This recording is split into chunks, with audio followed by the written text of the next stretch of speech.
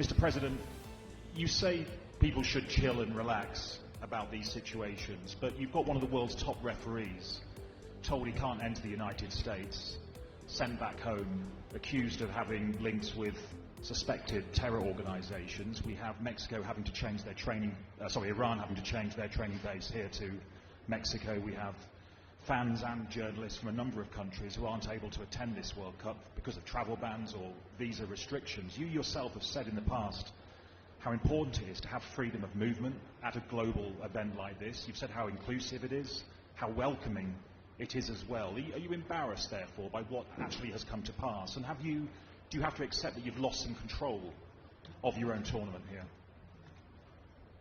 Thanks for, you're from BBC.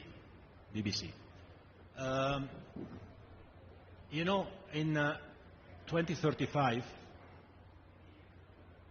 I think, we hope, the Women's World Cup will be in the UK, right? Still needs to be a decision, but looks like. Would you find it normal that FIFA would dictate to the British government who to let in the country and who not to let in the country? I don't know.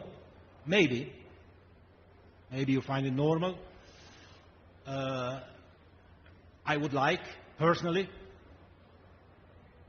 On the other side, the reality of the matter is that in every country there are governments.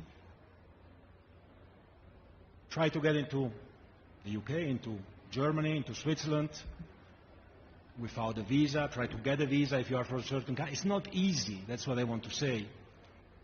It's not easy when you have 300,000 accredited people, majority of which from outside of the US, to process them, to vet them.